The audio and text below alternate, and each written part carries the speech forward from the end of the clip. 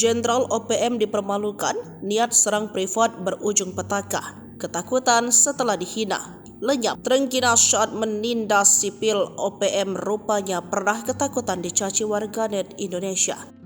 Padahal OPM selalu menentang senjata saat berperang. Mereka masih saja ciut oleh cacian warganet. Seperti beberapa waktu lalu, OPM pernah kehabisan akal saat akun mereka diserang oleh warganet Indonesia. Dikutip dari Intisari, OPM atau dulunya disebut KKB di Papua pernah belempem saat 2019 lalu. Kali itu akun Facebook mereka dihujani komentar dari warganet. Dalam satu unggahan, seorang anggota KKB Papua yang mengenalkan dirinya sebagai Brigjen Abu Bakar melontarkan ancaman. Ia mengklaim KKB Papua sedang bersiap-siap untuk menyerang PT Privat Indonesia dengan bersenjata canggih. Namun siapa sangka ancaman tersebut pada akhirnya tidak pernah dilakukan oleh KKB Papua. Penyebabnya bukan karena peran pemerintah atau militer Indonesia, melainkan disebabkan oleh komentar warganet Indonesia. Berbagai ancaman-ancaman, kecaman dan cacian dari warganet Indonesia bertubi-tubi muncul dalam kolom komentar akun Facebook KKB Papua tersebut.